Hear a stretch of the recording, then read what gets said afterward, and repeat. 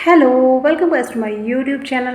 जय श्री राम सभी को। और आज का जो मेरा टॉपिक है कि मैनिफेस्टेशन क्यों नहीं होता, क्या है लॉ ऑफ अट्रैक्शन, सिर्फ एक शब्द में, सिर्फ in a one word. Okay, alignment. जी हाँ, alignment and joy. Joy you can say joy. अगर आप खुश रहते हैं तो ऑटोमेटिक आप अलाइनमेंट में रहते हैं। कोई भी टेक्निक फॉलो करने की ज़रूरत नहीं है अगर आप खुश हैं।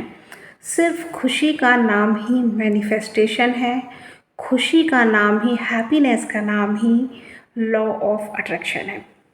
तो अब मैं आती हूँ अपने मेन टॉपिक की ओर। देखिए, सबसे ज़्यादा हम अलाइनमेंट में तब रहते हैं, कुछ लोगों को थोड़ा अजीब लगेगा बट ये बिल्कुल सच है।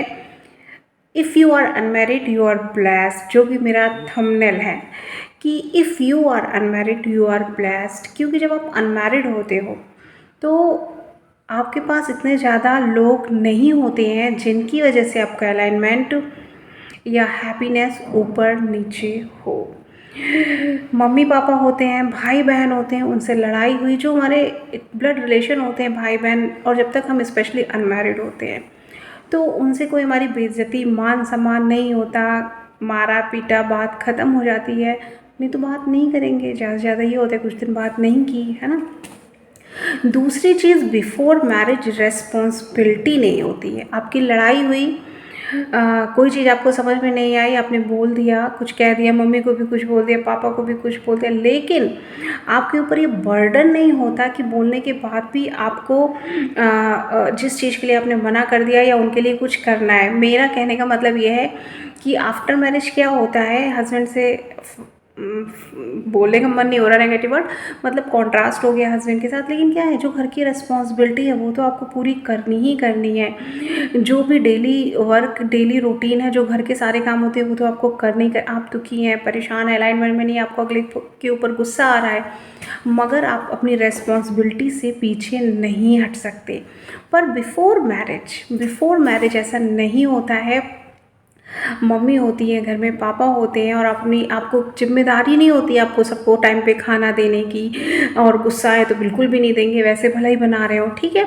और मैं ये सबके ऊपर नहीं बोल रही, हो सकता है कुछ लोगों के ऊपर अनमैरिड लाइफ में भी थोड़ा सा कॉन्ट्रास्ट हो और जिम्मेदारियाँ हों, लेकिन अकॉर्डिंग टू मी जब हम अनमैरिड होते हैं तो लॉ ऑफ अट्रैक्शन फॉलो करना बहुत ईजी होता है, खुश रहना बहुत ईजी होता है।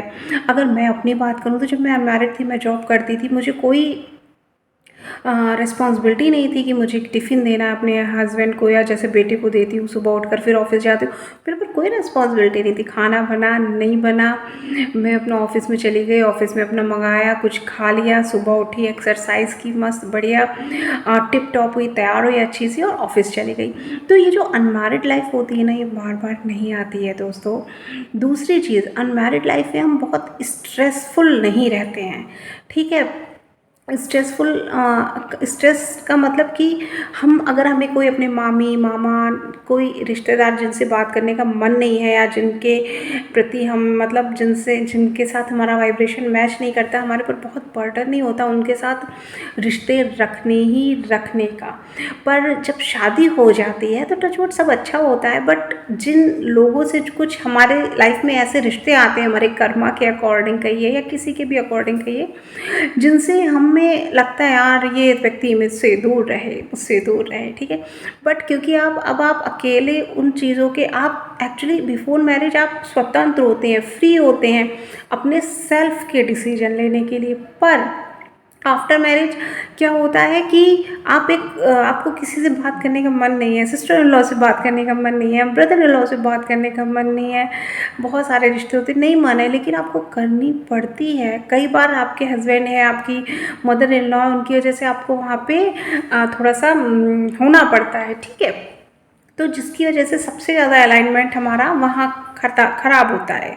दूसरी चीज़, शादी से पहले भाई किसी लड़ाई झगड़ा हम लोग बोल देते हैं, उठ पड़ांग बोल बाल के बात ख़त्म कर देते हैं। तो जब हम लोग अपना रिएक्शन दे देते हैं, एक्शन पे रिएक्शन दे देते हैं, तो हमें फिर दुख नहीं होता, मतलब फिर हमारे अंदर कुछ भरा नहीं होता है। हमने रिएक्ट किया, वो चीज़ बाहर निकल गई और हम खुश हो जाते हैं, फिर हमारे अंदर नहीं भरा होता।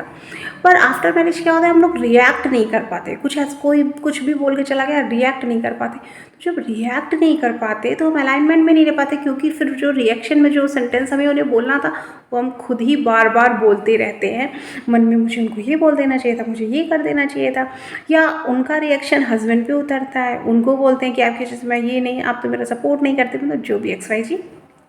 ऐसा होता है कि नहीं होता है? मैरिड जितनी भी लेडीज़ है प्लीज़ मुझे बताइए, ऐसा होता है कि नहीं होता है? और पूरा उसको मैनिफेस्ट करने की ज़रूरत नहीं है, वाई और एन में लिखने की ज़रूरत है सिर्फ। अगर ये होता है तो वाई, नहीं तो एन, ठीक है। तो मैं तो यही बोलूँगी, you are so blessed if you are unmarried and आपको पता है कि लॉ ऑफ अट्रैक्शन क्या है और आप लॉ ऑफ अट्रैक्शन फॉलो कर रहे हो, तो प्लीज़ इस अनमैरिड लाइफ का में इतने अच्छे मैनिफेस्टर बन जाओ कि जब आपकी शादी हो, और शादी भी मैनिफेस्ट करो, अपने अकॉर्डिंगली मैनिफेस्ट करो जैसा आप चाहते हो, जैसी खुशनुमा लाइफ आप चाहते हो। स्क्रिप्टिंग लिखो, स्क्रिप्टिंग के अकॉर्डिंग ही फिर आपको जो आपने लिखा है और आप खुश रहोगे तो वैसे ही आपको परिवार मिलेगा। तो 6 मिनट का ये वीडियो हो चुका है।